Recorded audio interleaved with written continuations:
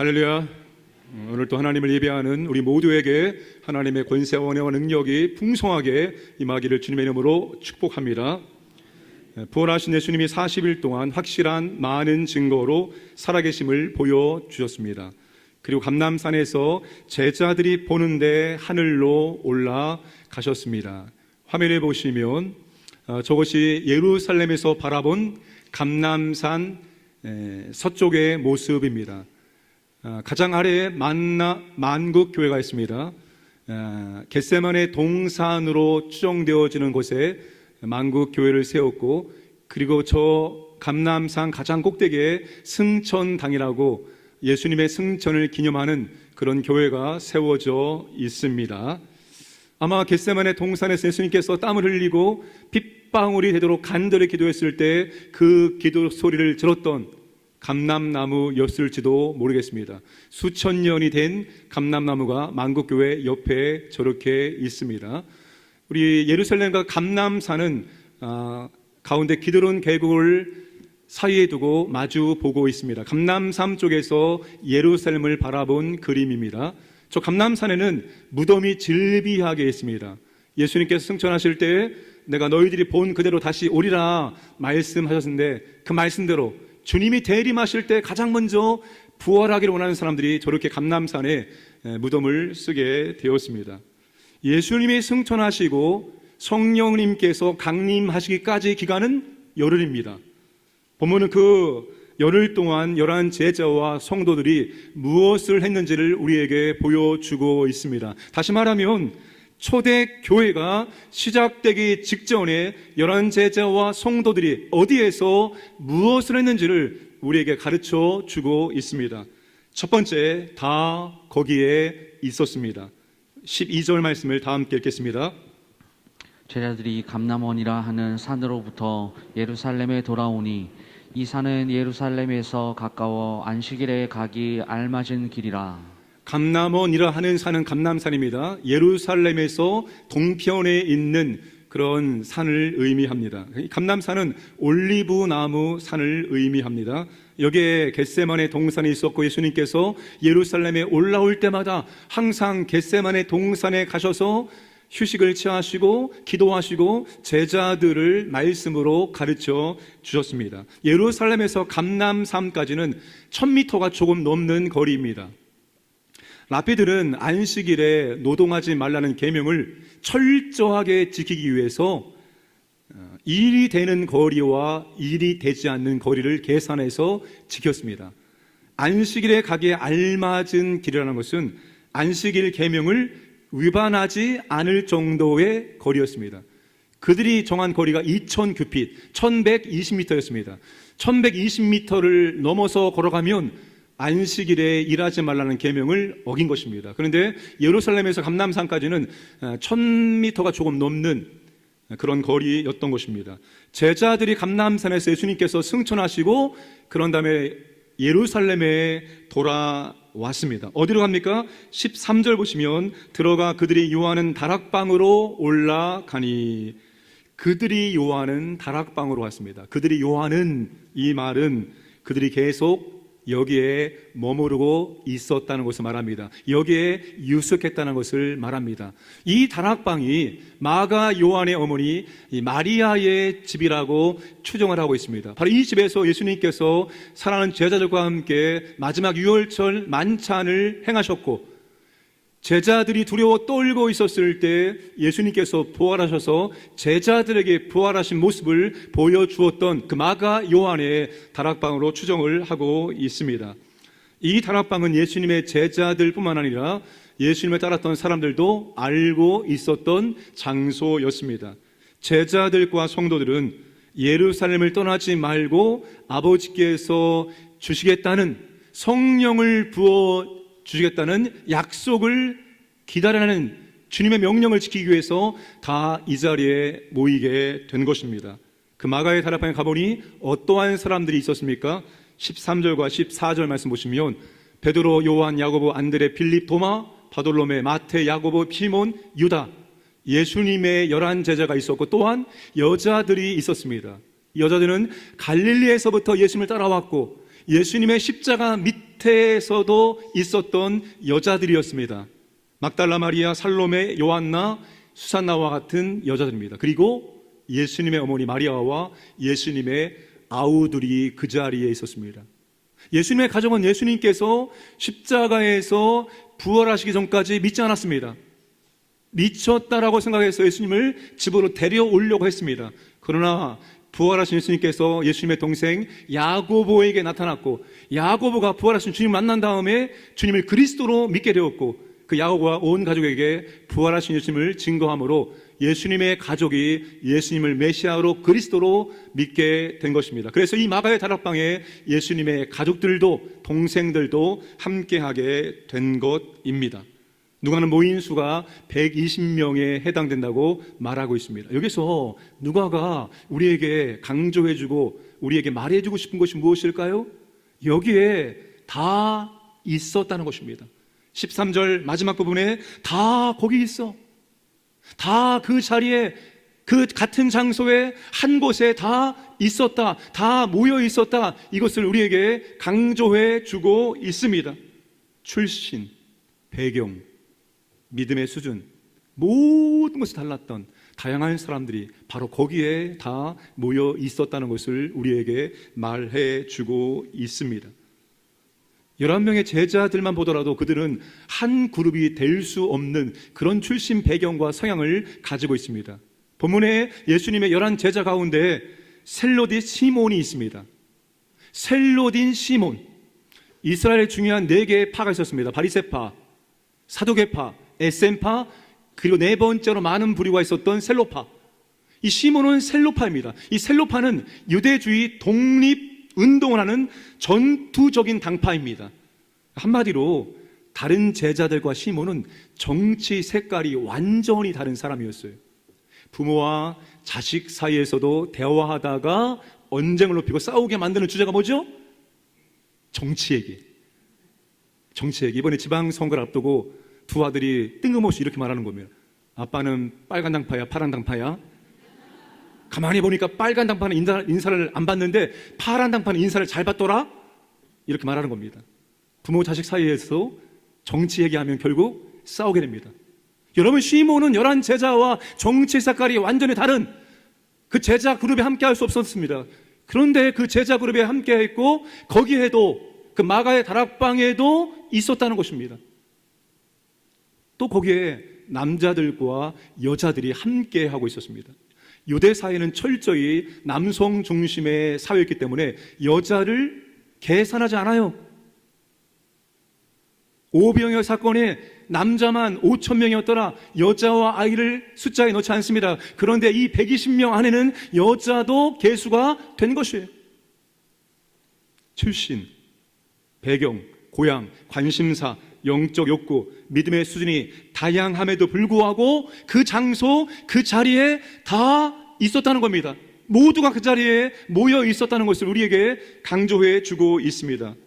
사랑하는 광연의 성도님들, 초대교회가 시작되기 이전에 마가의 다락방에 다양한 사람들이 이미 한 자리에 모여 있었다는 거예요. 교회가 아직 시작되지 않았어요. 교회가 아직 시작되지 않았는데도 불구하고 그 장소, 그 자리에 모두가 함께 있었다는 것입니다.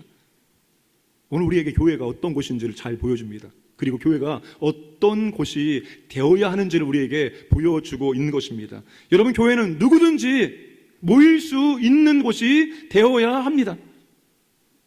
전세냐, 월세냐, 내 집이냐, 지하냐, 단칸방이냐, 100평이냐, 50평이냐, 유학파냐, 국내파냐, 보수냐, 진보냐, 많이 배웠느냐, 적게 배웠느냐, 부하냐, 가난하느냐, 적극적이냐, 아니면 소극적이냐, 그 모든 것을 초월해서 교회는 누구든지 한 곳에, 한 자리에 있을 수 있는 곳이 되어야 한다는 것입니다.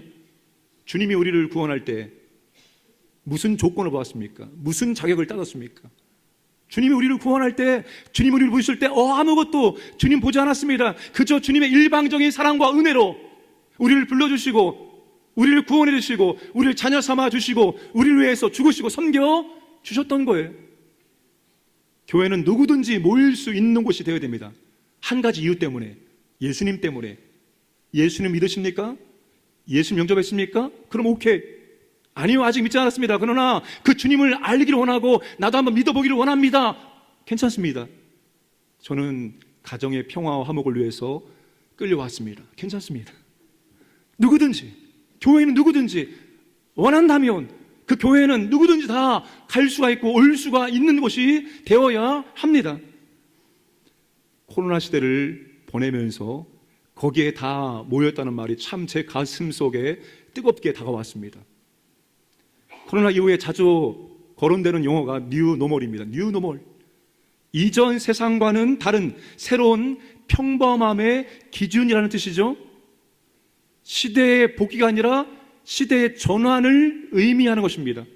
많은 연구자들이 코로나19가 사라져도 코로나19가 종식된다 할지라도 코로나 이전으로의 완전한 복귀는 이루어지지 않을 것이라고 전망을 하고 있는데, 그게 교회도 그렇게 될 것이라고 조심스럽게 전망을 하고 있습니다. 목회 데이터 연구소에서 한국교회 코로나 추적조사 4차 결과를 발표했습니다. 목회 연구소는 코로나가 발생해서 그 코로나의 상황에 따라서 교회의 또 성도들의 믿음의 영적인 상태, 이런 것들을 계속 연구해서 1차, 2차, 3차, 마지막으로 4차 발표를 하게 되었습니다. 자, 그런데 거리두기 전면 해제 시점 현장 예배 참석률 전국적으로 57%까지 상승을 했다는 겁니다. 자, 작년에 49%에서 올해 57%, 8%가 증가가 된 것입니다. 그런데 출석교회 온라인 예배는 작년에 31%였는데 이번에 조금 내려가서 27%였습니다. 별로 변화가 크게 없다는 것을 말해주고 있습니다. 자, 그리고 현장 예배 및 참석자의 거리두기 전면 해제 후의 태도 확인해 보니까 바로 현장에 가서 예배 드리겠다 했던 분들이 28%밖에 되지 않았습니다. 나머지 상황을 지켜본 후에 현장 예배에 참석하겠다 58%, 나 언제 참석할지 확실히 모르겠다 14%, 플러스 무려 72%가 나 언제 현장 예배 할지 모르겠다라고 대답을 한 겁니다. 그리고 만약에 지금 출석하는 교회가 온라인 예배를 중단하면 어떻게 할 것입니까? 라고 물어보았을 때 뭐라고 대답했을까요?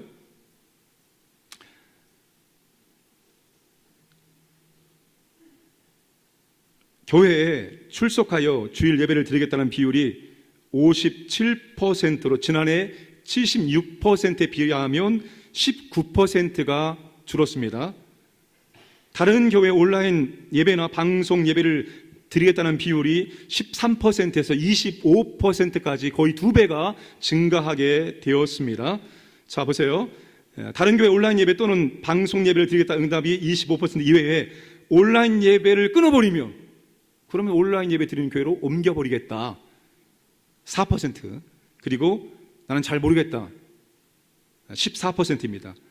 합치면 무려 43%에 해당이 됩니다. 그러니까 이 데이터 결과에 의하면 코로나가 종식돼도 예배 인원 회복이 과거와 동일하게 되지 않게 될 수 있다.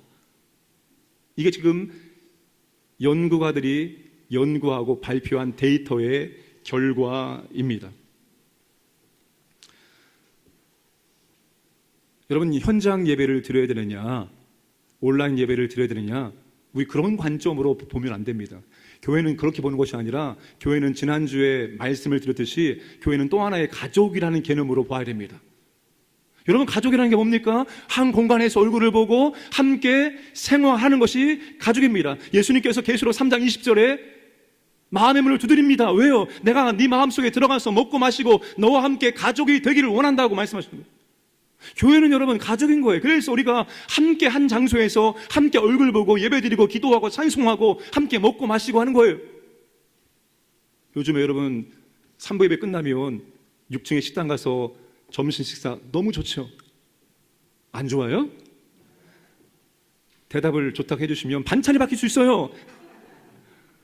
얼마나 좋습니까? 이게 교회 아닙니까? 같은 테이블에서 같이 밥을 먹으면서 같이 대화하는 거 가족만이 할 수 있는 특권 아니겠습니까? 한 장소에서 같이 밥을 먹고 마시고 이야기하는 거, 이게 교회입니다. 우리는 현장이냐 온라인이냐 이런 관점이 아니라 우리는 가족이다. 시편 133편에 보라 형제가 연합해 동거하며 어찌 그리 선하고 아름다운 고, 보라 형제가 연합하여 동거함이 어찌 그리 선하고 아름다운 고, 이게 하나님께서 기뻐하시는 교회의 모습입니다. 여러분, 교회의 본질은 모이는 거예요. 히브리서 10장 25절에 세 번역입니다. 어떤 사람들의 습관처럼 우리는 모이기를 그만하지 말고 서로 격려하여 그날이 가까워 오는 것을 볼수록 더욱 힘써 모입시다. 그날이 가까움을 볼수록, 우리의 삶에 우리의 환경이 힘들고 어려울수록, 고난과 핍박이 올수록 교회는 어떻게 합니까? 더 모여야 되는 거예요. 더 모여서 사랑과 선행을 격려하고 기도하고 위로하고 함께하는 게 바로 교회입니다. 하나님의 혹독한 심판, 하나님의 혹독한 징계가 뭐라고 생각하십니까? 하나님이 건강을 뺏어가는 것, 하나님이 물질을 안 주는 것, 하나님이 원하는 것을 안 들어주는 것, 하나님의 혹독한 심판과 징계는 그게 아닙니다. 이스라엘 백성들이 북쪽과 남쪽으로 분열되어서 하나님 말씀대로 순종하지 않아요. 이방신들을 섬깁니다. 선자를 보내도 하나님 말씀을 안 들어요. 계속 하나님 경고합니다. 심판을 받을 것이다. 그래도 안 돌아요. 하나님께서 앗수를 통해서 북이스라엘을 바벨론을 통해서 남유다를 멸망시킵니다. 그런 다음에 하나님께서 흩어버리십니다. 흩어버려요. 예루살렘 교회가 복음을 땅끝까지 증거하라고 주님이 명령하셨는데 우리끼리만 조싸우니 우리끼리만 먹고 마시고 교제합니다. 스데반 집사의 순교를 기점 핍박이 임해서 교회를 흩어버 보십니다. 모이지 않게 만들고 흩어버리는 것이 하나님의 가장 혹독한 심판입니다. 그러나 하나님의 은혜가 임하며 하나님께서 너희가 정녕 온 마음을 다하여 온 뜻을 다하여 나를 구하고 찾고 내 말씀에 순종하면 내가 하늘 젖끝에 있을지라도 너희들을 모아 올 것이다. 하나님의 은혜가 임하면 교회는 모이게 되어 있습니다. 한국교회가 기도가 얼마나 뜨거웠습니까? 제가 교육자들한테 우리는 산기도 간다라고 선포했습니다. 청계산 기도원을 한번 알아보고 와라. 옛날에는 산기도 했는데 지금은 안 된다는 소리가 있더라. 확인해 보니까 청계산은 이즘에 집들이 너무나 밀집되어 가까이 있기 때문에 산에서 통성기도가 이제 금지가 됐다는 거예요. 주님 어디로 가오면 좋겠습니까? 라고 기도할 때 순간적으로 떠오른 기도원이 있었습니다. 천마산 기도원. 그 천마산 기도원을 갔다 왔어요. 답사를 갔다 왔는데 주님 감사합니다. 여기가 주님께서 예배하신 기도의 처소이군요. 아늑한 산이 딱 기도하기 딱 좋은 곳이에요. 다음 주 금요일 날 첫 번째 금요 기도 마치고 교육자들 데리고 산 기도를 가게 되었습니다. 한국 교회가 뜨거울 때 기도원들마다 성도들이 모여서 간절하게 기도했습니다. 근데 한국 교회가 부흥기를 찍고 쇠퇴기로 들어가면서 기도원에 성도들이 오지 않는 텅텅 비기 시작했습니다. 기도원 문 닫은 기도원 참 많아요. 근데 최근에 반가운 소리 들었습니다. 다시 기도원에 성도들이 몰려와서 기도하고 있다는 소리입니다. 하나님의 은혜가 임하면 하나님은 다시 모여서 예배드리게 하고 다시 모여서 기도하게 하신다는 거예요. 이게 교회의 본질이기 때문입니다. 교회는 모이는 곳입니다. 초대교회가 시작되기 직전까지도 그들은 그곳에 함께 모여서 함께 했다는 것입니다. 거기에 다 있었다는 거예요. 우리 교회가 하나님의 은혜 가운데 정말로 뜨겁게 모이기를 주님의 이름으로 축복합니다. 두 번째, 초대교회가 시작되기 직전에 더불어 마음을 같이 하였습니다. 더불어라는 헬라어는 쉰이라는 단어인데 함께라는 뜻입니다. 마음을 같이 하여 헬라어로 한 단어입니다. 호모 디마돈이라는 단어입니다. 합성어입니다. 함께를 뜻하는 호모와 경동, 욕정을 뜻하는 디모스의 합성어입니다. 이 단어가 어디에 사용되는가 하면 어떤 모임이나 단체, 집회에서 통일성, 하나됨을 나타낼 때 사용되는 단어입니다. 신약 성경에 11번 사용됐는데 무려 10번이 전부 다 사도행전에 사용되었습니다. 사도행전을 기록한 누가는 이 단어를 특별하게 즐거이 사용했던 단어입니다. 이 단어가 어디에 사용되는가 하면 사도행전 4장 24절 함께 읽겠습니다. 그들이 듣고 한 마음으로 하나님께 소리를 높여 이르되 대주제여 천지와 바다와 그 가운데 만물을 지은 이시오 15장 25절이요. 사람을 택하여 우리 주 예수 그리스도의 이름을 위하여 생명을 아끼지 아니하는 자인 우리가 사랑하는 바나바와 바울과 함께 너희에게 보내기를 만장일치로 결정하였노라. 한 마음으로 호모 디마돈이라는 단어입니다. 만장일치 호모 디마돈이라는 단어입니다. 온 성도가 한 마음으로 일치된 기도를 드릴 때 이 단어를 썼습니다. 예루살렘 교회가 중요한 안건을 결정할 때 만장일치로 결정할 때 이 단어를 사용을 한 것입니다. 120명이 그 자리에 있었고 그 120명의 마음이 하나가 되고 일치가 되었다는 거예요. 여러분 120명이 그 자리에 있었다는 것은 120개의 마음이 있었다는 거예요. 120개의 마음이 일치되는 거, 하나가 되는 거 쉬운 일입니까? 부부가 함께 평생을 살아도 이런 말 하잖아요. 저 사람 속을 알다가도 모르겠다. 여러분 함께 그렇게 오랜 시간 동안 살아도 저 사람 속마음을 내가 모르겠다라고 그렇게 말합니다. 120명의 사람들이 있는데 그 120명의 사람의 마음이 하나가 되는 거, 이거 쉬운 일이 절대로 아닙니다.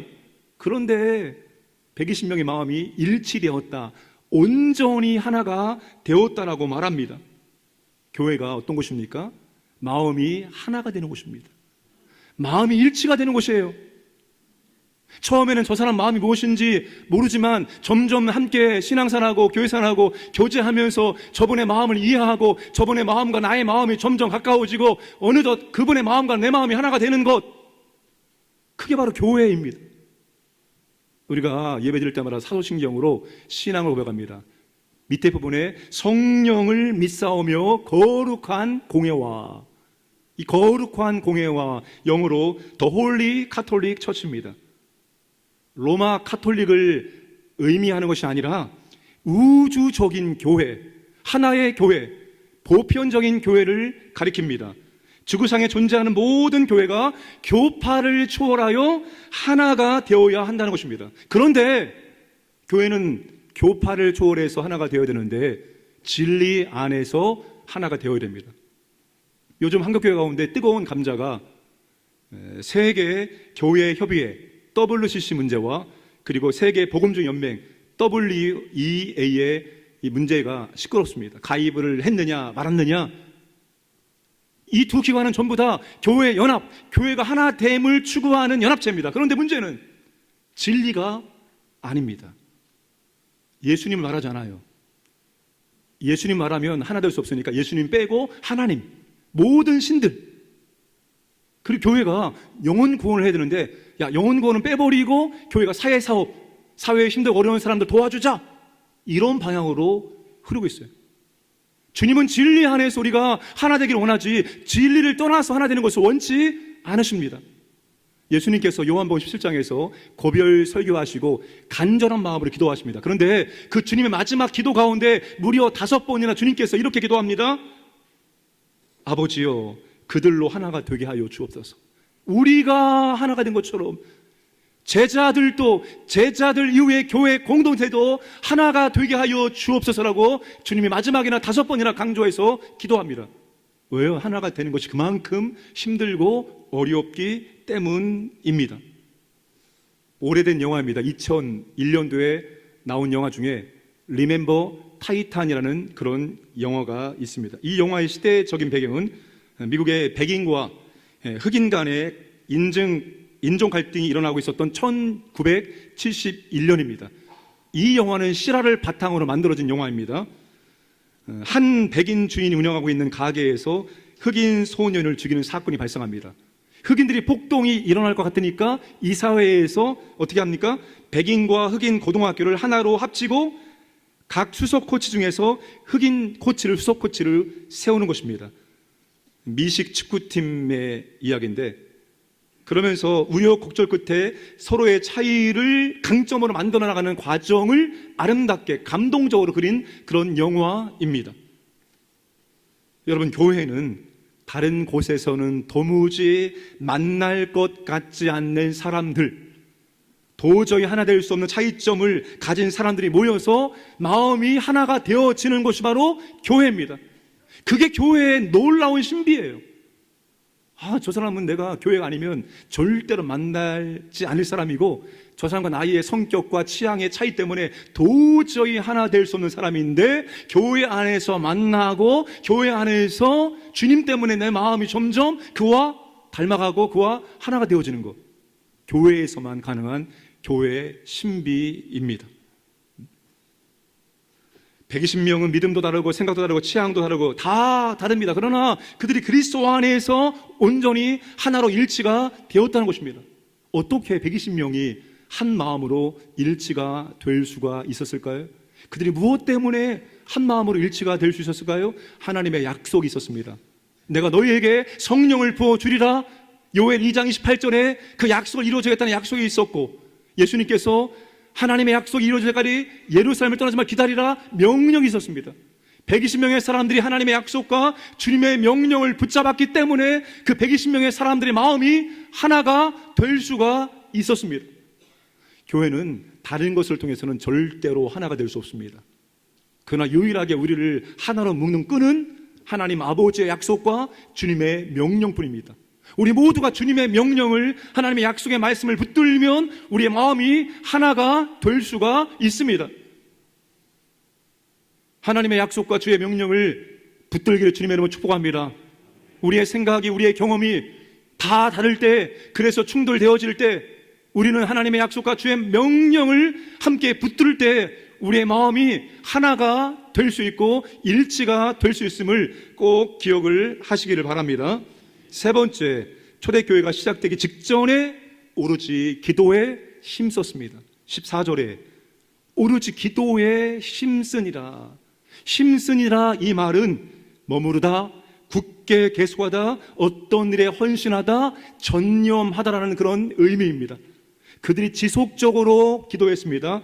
기도를 멈추지 않고 계속 간절히 기도했습니다. 온 힘을 다해 기도하는 일에 전념하고 헌신했습니다. 놀라운 교회의 합심 기도가 그 자리에서 일어나게 되었다는 것을 말해주고 있습니다.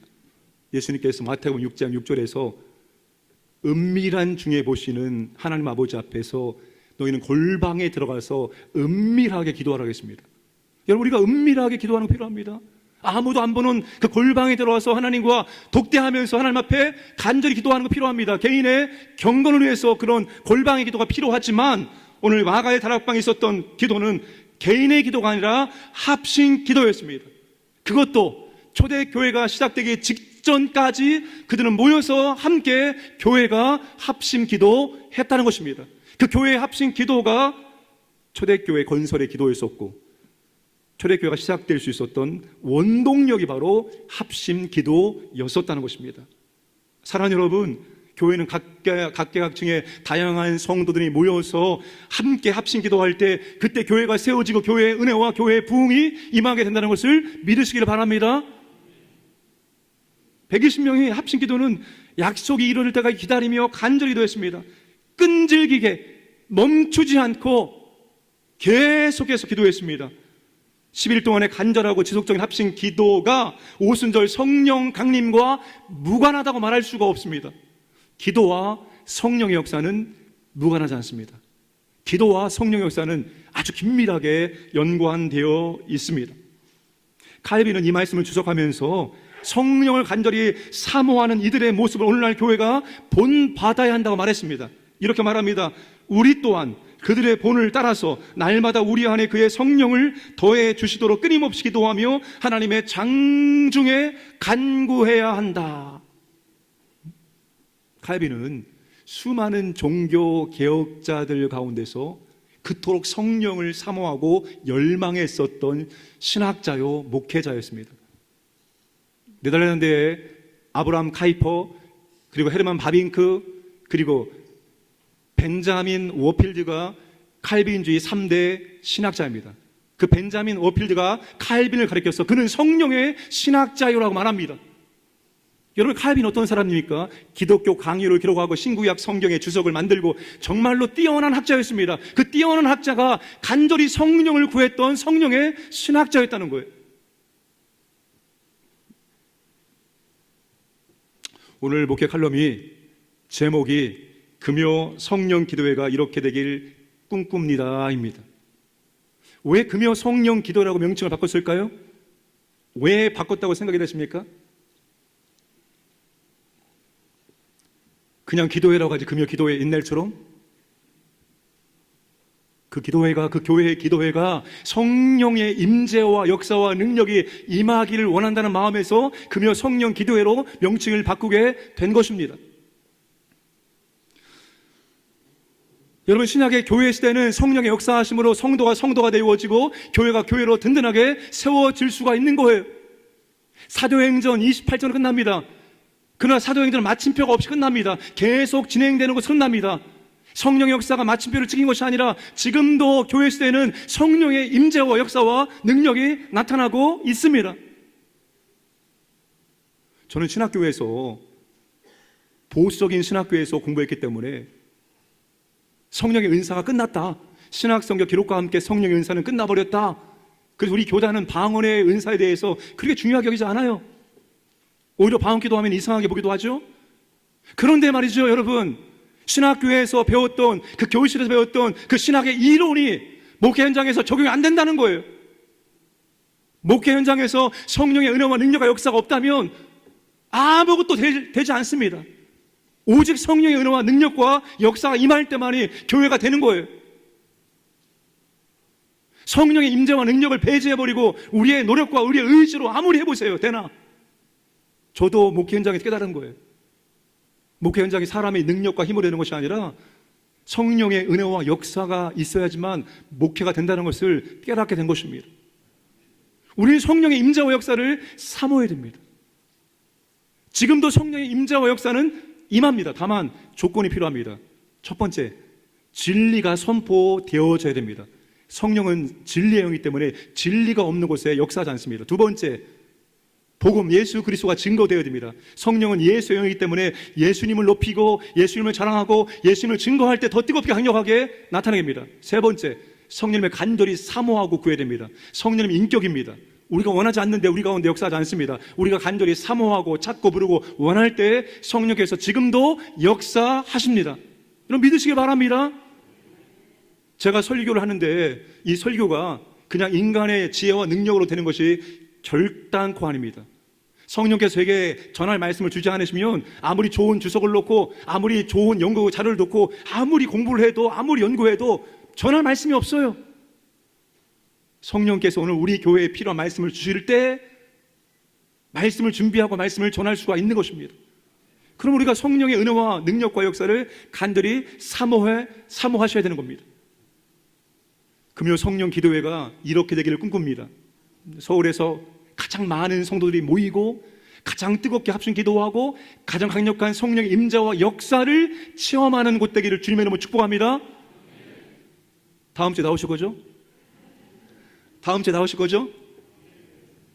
여러분, 교회가 어떤 곳인 줄 아십니까? 저는 교회를 설명할 때 이게 가장 제 마음에 와닿았습니다. 모닥불, 장작을 쌓아서 모닥불을 피우면 불이 활활 탑니다. 그 가운데 장작 하나를 빼내면 불이 활활 타고 있습니다. 시간이 지나면 불이 꺼집니다. 그리고 빨갛게 달궈진 것이 점점 식어지면서 숯덩어리로 데워집니다. 이걸 다시 불 피우려면 어떻게 해야 됩니까? 나 혼자 기도원 들어가서 뜨겁게 기도하면 됩니까? 다시 모닥불에 집어넣으면 자동적으로 다시 불이 붙고 활활 타오르게 되어 있습니다. 교회 합심기도가 그와 같은 것입니다, 여러분. 내 믿음이 연약할 때, 내가 기도하고 싶은 마음이 생기지 않을 때 우리가 교회 합심기도에 참석함으로 말미암아서 내가 그 현장에 그 자리에 있는 것만으로 말미암아서 하나님의 은혜가 우리 가운데 임하게 되는 것입니다. 이게 영적인 신비입니다. 은혜는 흘러오게 돼 있어요. 내가 믿음이 약하고 내가 은혜가 없을지라도 은혜가 많은 분들 가운데 들어가면 그 은혜가 많은 분들의 은혜가 나한테 흘러 들어와서 내가 회복되어지고 치유되어지고 내 믿음이 새롭게 될 수가 있습니다. 저는 금요 기도회를 인도하는 것을 정말 즐거워합니다. 물론 힘이 듭니다. 저도 소리를 내서 기도를 해야 되기 때문에요. 그러나 그 금요 기도 인도할 때 정말 다양한 성도님들의 기도 소리가 모아져서 하나의 기도 소리가 올라가는 것을 들을 때 정말 희열을 느낍니다. 아마 세상에 이것보다 더 아름다운 소리는 없을 것입니다. 가장 아름다운 소리는, 정말 천상의 소리는 각각의 믿음과 상황과 처지가 다른 성도들이 모여서 어떤 분은 울부짖음으로, 어떤 분은 감사한 마음으로 다 다른 감정을 가지고 기도할 때 그 기도 소리가 합쳐졌을 때 그 소리가 가장 아름다운 소리라고 생각을 합니다. 나는 제 취향상, 제 성격상 저는 그렇게 소리내서 기도를 할 수가 없어요. 저는 정말 못해요. 그런 분들일지라도 여러분 금요 기도에 오셔서 여러분이 주여 아버지 도와주옵소서라고 외쳐도 아무도 안 들려요. 그 기도 소리 묻혀서 답답하고 힘들고 어려울 때 딴 데 가지 마시고 금요 기도에 참석해서 부르짖어 기도하는 거예요. 주여 도와주옵소서, 주여 은혜를 주옵소서, 주여 살려 주옵소서, 주여 역사하여 주옵소서라고 짧게 기도하면 되는 거예요. 그 기도에 동참할 때 그 기도 소리가 우리의 영혼을 살리고 그 기도 가운데 하나님의 능력이 임하게 됨을 믿으시기를 바랍니다. 초대교회가 시작되기 직전에 모여서 뜨겁게 합심기도했습니다. 성령이 강림하시고 초대교회가 세워지고 그 교회 합심기도 끝났을까요? 아닙니다. 초대교회가 시작되었어도 교회 합심기도는 계속되었고 교회가 확장되면서 핍박과 어려움을 당할 때 그 교회 합심기도는 더욱더 뜨거워졌다는 것입니다. 사도행전 2장 42절, 12장 5절 함께 읽겠습니다. 그들이 사도의 가르침을 받아 서로 교제하고 떡을 떼며 오롯이 기도하기를 힘쓰니라. 초대교회가 시작되어지기 전에 교회 합심기도가 시작되었고 초대교회가 시작됐음에도 불구하고 오로지 기도하기를 힘쓰니라. 교회 합심기도는 계속되었습니다. 그리고 핍박 가운데 베드로가 순교하기 직전에 교회가 어떻게 합니까? 교회는 그를 위하여 간절히 하나님께 기도하더라. 예수님께서 아버지께서 약속하신 성령을 기다려라, 약속 기다려라, 떠나지 말라 했습니다. 그런데 주님께서 언제 성령께서 임하실지를 말하지 않았어요. 그들은 성령이 임하실 때까지 간절하게 교회가 합심하여 기도한 것입니다. 교회의 합심 기도는 기간과 시간이 정해져 있지 않습니다. 성령의 은혜와 능력이 임할 때까지 기도해야 되고 하나님의 능력이 임할 때까지 교회 합심 기도해야 되고 또한 교회가 이 땅에 존재하는 그날까지 교회 합심 기도는 꺼지지 않고 계속해서 활활 타올라야 한다는 것입니다. 오늘 우리 교회가 그렇게 뜨겁게 기도하기를 주님의 이름으로 축복합니다.